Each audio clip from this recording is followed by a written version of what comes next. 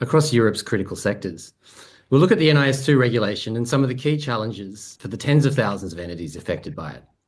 ENISA, the EU's cybersecurity agency, is leading efforts to boost resilience in all critical sectors.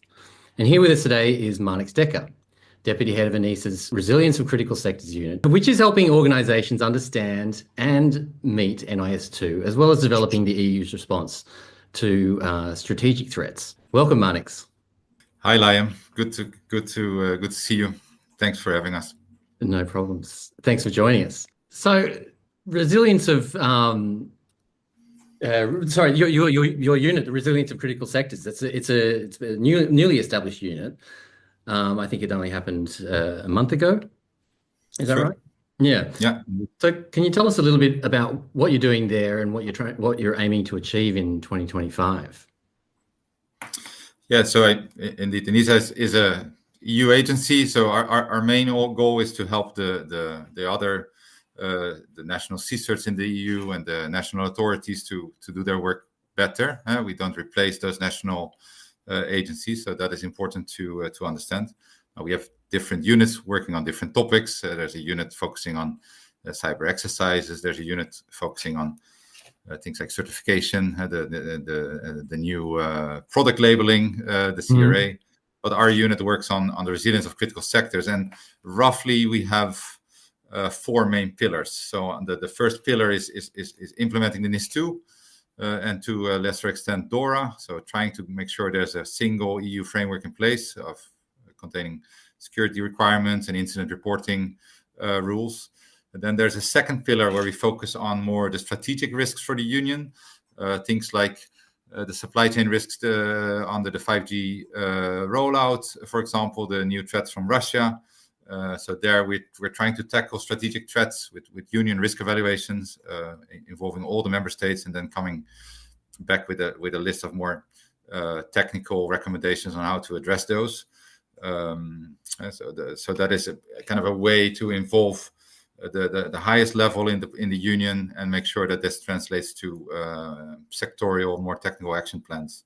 And then there's the third pillar where we focus on the sectors, the NIS sectors, the critical ones, where we have small working groups for each critical sector, working with the sectorial authorities in the member states, trying to bring them together, agree on specific sectorial issues with them. And then there's a fourth pillar where what we call the annual implementation check, where there's 2 main products, the NIS investments and the NIS 360, where we kind of look at how these policies are implemented and what is the effectiveness of those policies, and we inform the sectors again about how they're doing.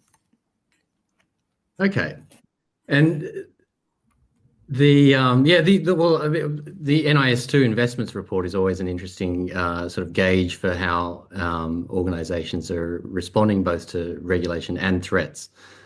Did you see any standouts from the NIS2 investments report from 2024? Because it was the first year that you included NIS2 affects a lot more organisations than NIS1. True. So yeah, what were some of the standouts that you found in the report?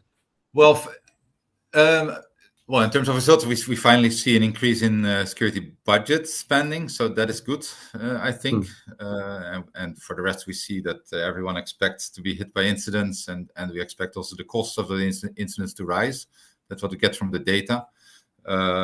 In running this analysis, we are also struggling with the size of the scope of the NIS2. There's many sectors in scope.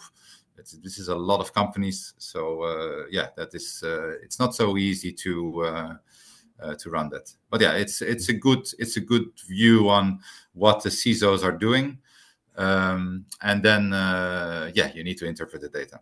Right. How do you say sometimes you need to innovate your IT or move to the cloud or something like that. And sometimes that is a good way to mitigate your security risks, although it doesn't necessarily directly show up in your cybersecurity investments list, so to speak. Right. So there's some interpretation needed there, I think. Yeah.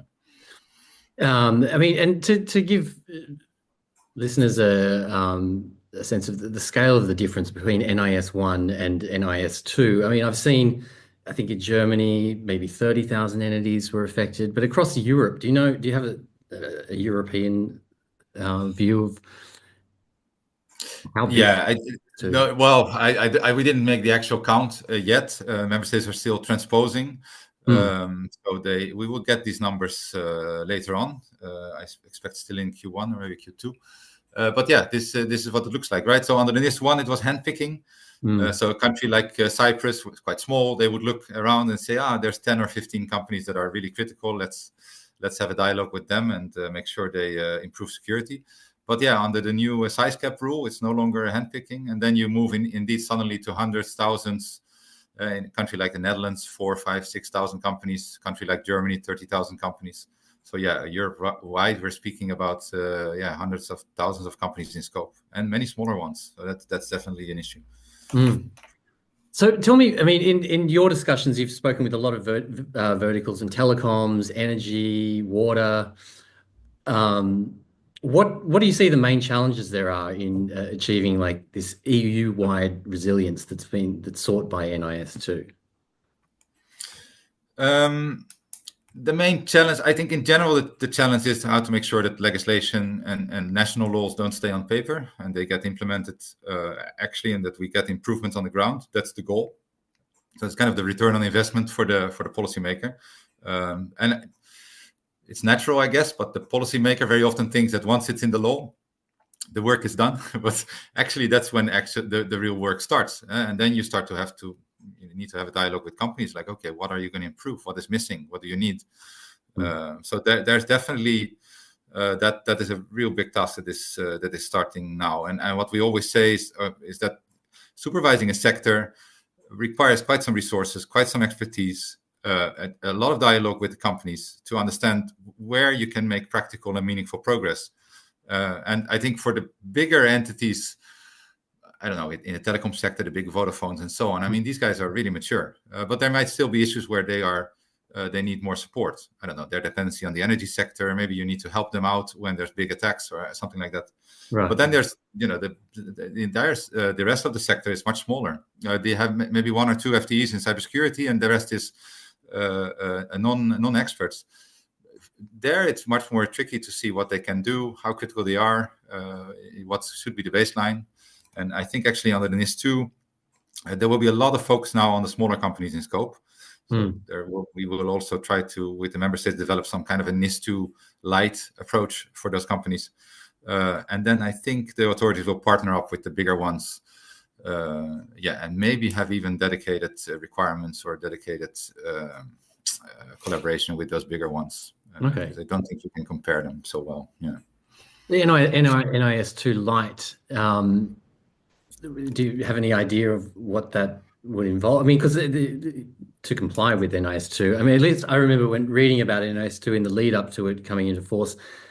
I mean, it's got some big fines there, up to $7 million, up to $10 million, 10 million euros, sorry. But then what does the supervisory and how does supervision and enforcement work under NIS2 for competent authorities? Can you give me some insights there? Yeah, I mean, yes and no. We just started with NIS2, so this is also something we're sailing the ship as we're building it, so to speak. But yeah, I mean, the NIS2 light. Many countries are already developing this. And many countries realize that there's many smaller companies, medium-sized enterprises that need a short list of security measures that they can implement, and that these companies are not so critical.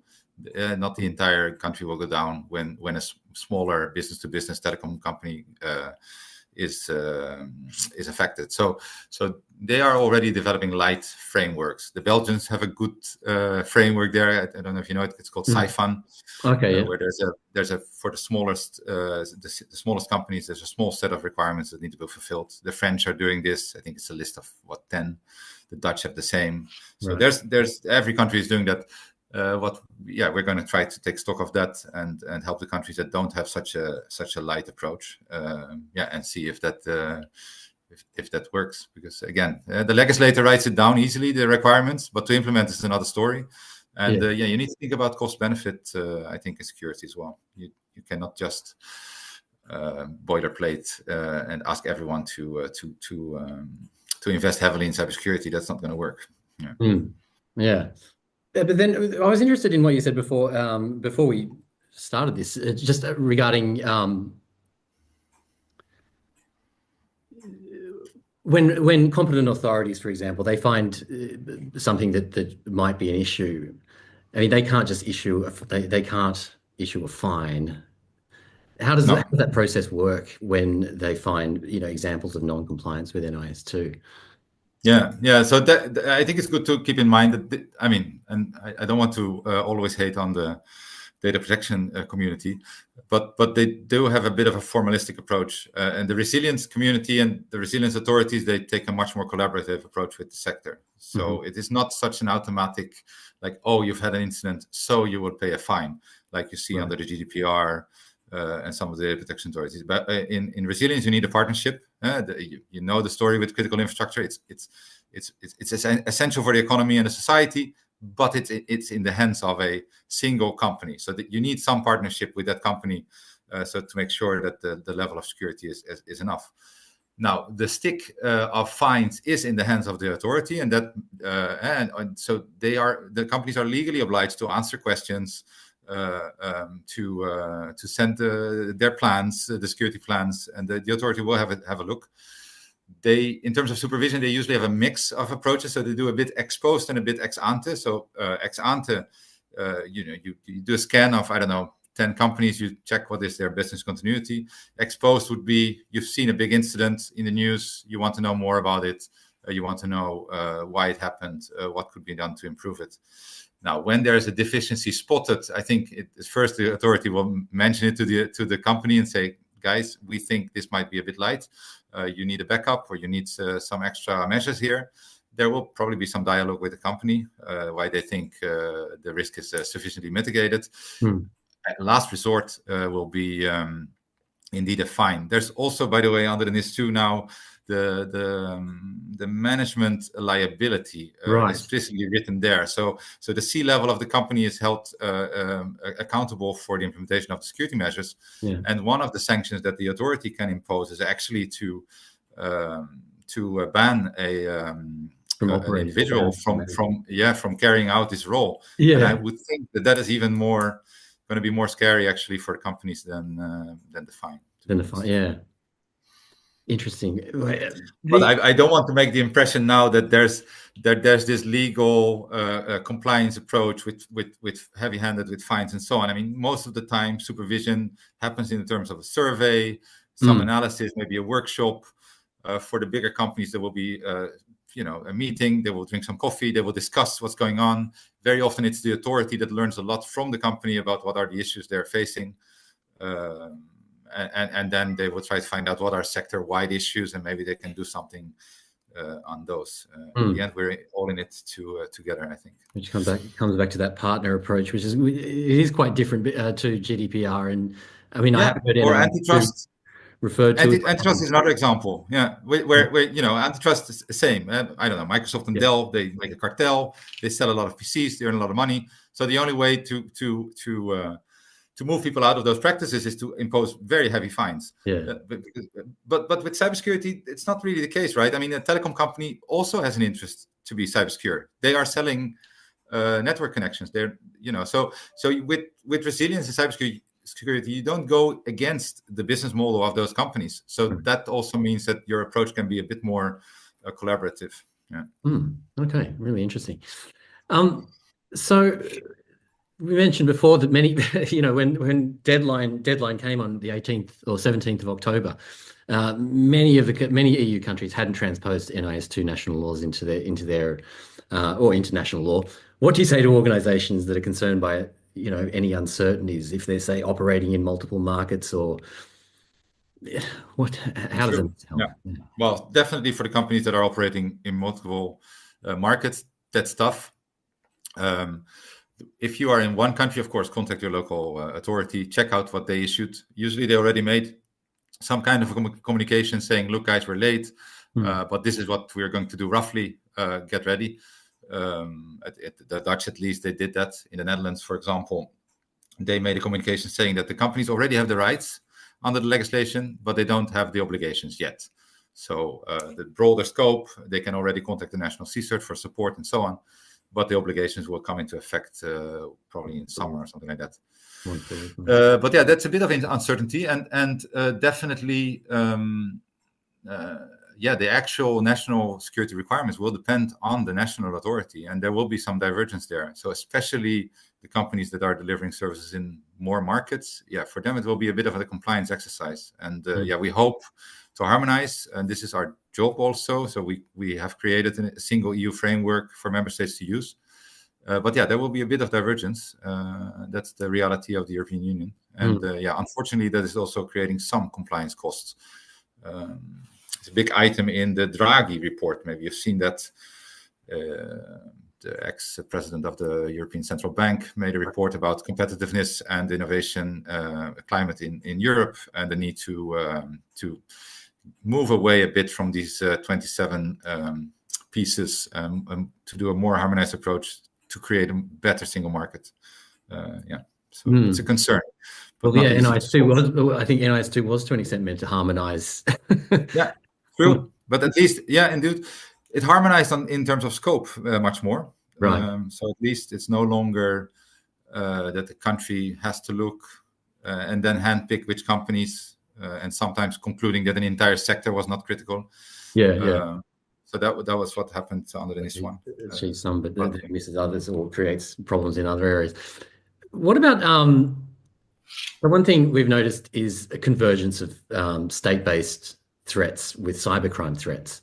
I mean, it sort of happened in hacktivist activity, but then also state actors borrowing cybercrime techniques and products and services, and then vice versa as well. So what does ENISA do to help European organizations kind of more proactively address these threats? Is that part of your role to help? It's true. But in terms of resilience, of course, you can't focus too much on the threat actors. I mean, you're going to have to patch your systems. Now, whether or not the Russian state uses ransomware tools that are also used by cyber criminals, I mean, that is a little bit of a secondary question. But I think you are, I mean, the best comparison is also, I mean, it's always, you're swimming with sharks. There's all sorts of sharks around. They're going to throw all sorts of tools and attacks at you. There's a limit to how much you can focus on the threat actors. At some point, you just also need to put the basics in place. But it's interesting that when you ask the bigger companies, especially in those sectors, the big telcos, the big banks, and so on, they always say already covered by NIS1. They were covered already, but they always say nation-state actors is the hardest. Right. So I think you're right that they are also using simpler tools as part of what they do, but sometimes they also do some stuff that is quite advanced, and then they break through. Recently, of course, the news telecom sector in the US. Salt Typhoon, that case. I mean, that's they got into quite mature companies, right? I mean, if you get into AT&T, they got even into the lawful intercept functionality. This is not an immature company. I mean, they have their detection and their SOC up to speed. But then on the other hand, okay, I mean. Let's say Lockbit, for example, they're not a nation state, and I was thinking too, like last year, there was the Citrix bleed vulnerability, which apparently became the most widely exploited vulnerability of the year, and organizations kind of often get breached, many weeks after a bug has even been given a name. And so there seems to be this perpetual problem of managing vulnerabilities, or just being aware of vulnerabilities and when to patch them. What can be done about that, and what is ENISA doing to help organizations address that vulnerability management challenge? There's two aspects to that, I think. I mean, so under NIS2, there's new things in place. There's the obligation for member states to have a national coordinated vulnerability disclosure policy. So that is to ensure that security researchers and people that find vulnerabilities, that they don't get prosecuted or sued by companies, but that they can go to a safe place and report those vulnerabilities without repercussions, essentially to the CSIRT, and so that those vulnerabilities get picked up. So I think that's an important improvement. It's not easy to make those changes in national law. As you know, cybercrime law conflicts with that a little bit because somebody's hacking a system. So how do you make sure that was not malicious, the intent? So there's some tricks there, but that I think is a good step. Now, there's also the EU vulnerability database. So also the EU, a mirror of the NIST, the NIST NVD vulnerability database. Well, I say mirror, of course. What I mean is that we're going to take data from them as well, but there's also going to be vulnerability reports directly from the national CSIRTs in the EU, maybe in their own language. I can imagine, the Czech authorities issue a specific report saying, look, there's this OT equipment. It's being used a lot in the Czech economy. I don't know, in the car factories. Please prioritize patching of those vulnerabilities because we've seen activity in those areas. So the EUVD will be a little bit more this hub for European companies to kind of get their vulnerability information there and to better prioritize their patching. So there's some structure being put in place there. And then for the rest, goodness, I mean, patching is hard, and keeping systems updated is just hard. And if you don't, you're going to be hit by stuff. Okay. So, but is the European vulnerability database, is it just for products that are built in Europe, or is it products that are widely used in Europe? Is there? Well, I mean, I can't say.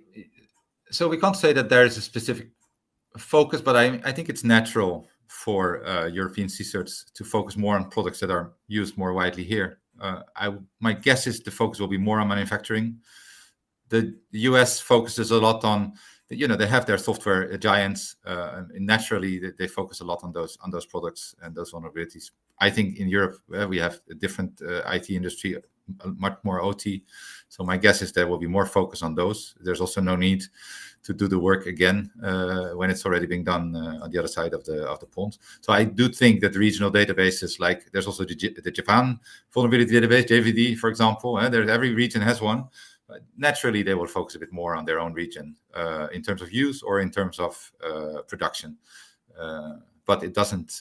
They don't exclude other products, so to speak. Yeah. When does that become available? Goodness, I think it's already live, if I'm not mistaken, but there was some delays. But I think slowly it will come on. I think for now the CSIRTs will be using it. It's a bit of a pilot period, but we set ourselves the goal to have it in production now at the start of NIS2. Now, maybe it will take a few more months, but it will be coming. Okay. Yeah. Well, and another question I wanted to cover with you is NIS2 introduces or puts a bigger emphasis on third-party risk management and supply chain risks. Definitely. Yeah. I mean, I think it's a pretty big problem for most organizations. But what's ENISA doing to help organizations address that risk?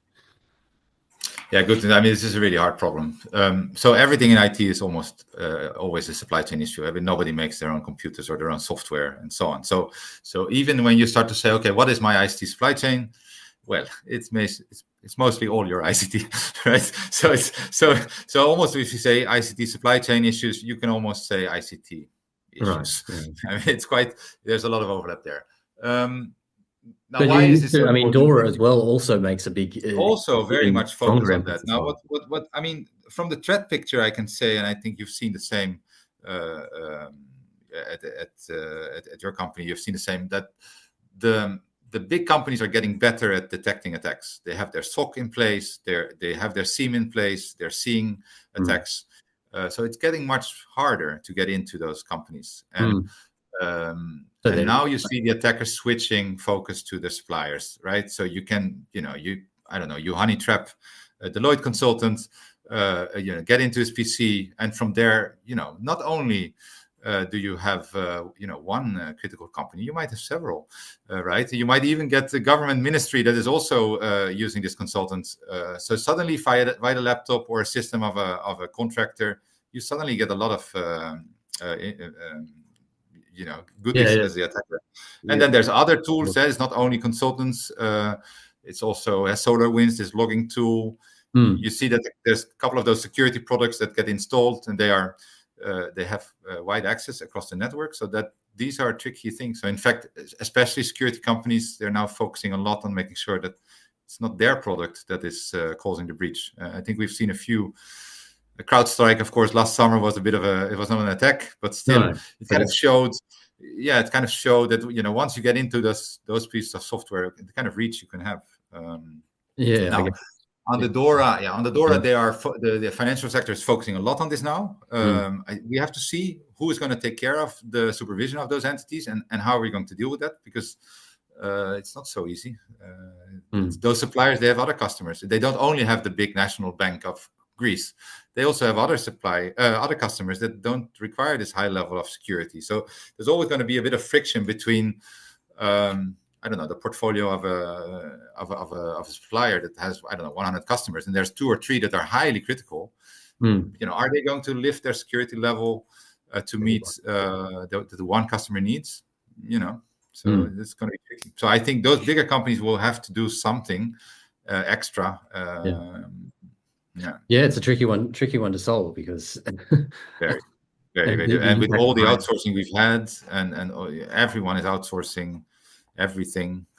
And then at the same time, you can't outsource your compliance risks to another vendor, because particularly in DORA's case, they expect you to treat their security or cyber risk as your own cyber risk. I don't know. True, but you don't get any information, right? So you don't get the risks, you don't get the incidents. I mean, how many times will a supplier actually inform you that they've had an incident? That doesn't happen. Or does a supplier at the end of the year say, okay, I have done my risk assessment, and there's a few risks that I'm accepting, I'm not covering, and now I'm going to inform my customers that I'm accepting risk? No, normally this doesn't happen, right? So you are also a bit guessing about what risks have actually been accepted on the supplier side, and you usually find out due to an incident. So I think our entire model of risk management is very much focused on a more monolithic organization approach. And as soon as you start to deal with many suppliers, there's not a really good approach. For that, I think it's not really common. So this is tricky business. And so does regulation address it in any way, or is it? Well, this is the solution, right? So then the only thing that the regulator says, okay, I'm not going to be able to fix all those customer business relations. There's no way. So let's bring the entire sector in scope. So they say, okay, let's cloud services, bring them in scope. Bring the managed service providers, bring those in scope. So that there's a bit of expansion. Although originally under the NIS1, and also originally before the NIS1, we would say only the entities delivering the critical services are in scope, and the rest, whatever they take in terms of suppliers, that's their business. It's not the business of the regulator. But that was a good ideal, but not so practical. Suitable for today's threat environment. I would love to keep interviewing you. We could probably talk for another half an hour here at least. True. But we're running out of time. So thank you so much for joining us today for this webinar. I think it was really insightful and educational for me, and hopefully for viewers as well. So thank you very much. Thank you. Thank you. I would like to say one more thing. I mean, in cybersecurity, I think we are all still struggling with the fact that we are a bit of a secretive domain, and a lot of the times attacks happen, we keep them under the cover. We only inform the Secret Service, and that means that many companies don't really know how often incidents happen, what are the different stakes, and what nation-state attackers do, and so on. And I think companies like yours, and I think everyone in the cybersecurity business, I think it's really our obligation to create much more transparency around incidents, what nation-state attackers are doing, what is at stake, how often blueprints of important knowledge get stolen and shipped out of our country, and what is the long-term effect of those that theft to the economy and our jobs for our kids, essentially. And I think, I would like to applaud you for your work. And I think that we are all in the business of creating more visibility and better understanding of how that dark world works. So well, I mean, hopefully as well. Going, I mean, you within both NISA and or NIS2, sorry, and DORA. I mean, they're threat intelligence sharing information about threats that have happened, and how you recovered and dealt with it is considered a really important part of both of those regulations. And but it's also seen as a massive challenge for threats. Yeah, so sharing about threats is really cool. But sharing about your incidents is really not done. Nobody does it, right? Because an incident always looks stupid. Because it's always an attacker that waited for the right moment until someone left the door open. And then if you go back to the incident log and you see where it started, there was always a stupid mistake by someone who forgot to close the door. Maybe something that they do every day, they do correctly, but one day they forgot, the attacker got in. So if you look at an incident story, it always looks a bit silly. Why was there this mistake that started that? And so for companies, it's really difficult to be open about the incident. So we have this kind of unbalance where we speak a lot about threats, and that's really cool, CTI sharing. But then when it comes to incidents or the actual stories, it's much more tricky. And I think we all have a job there to create a culture where that is, where we speak more about those things without being without shaming the victims. So a no blame sort of policy that could be useful for helping companies share information like that. Well, thank you once again, and I hope to speak. Yeah, indeed. Let's stay in contact. Thank you. Bye. Take care.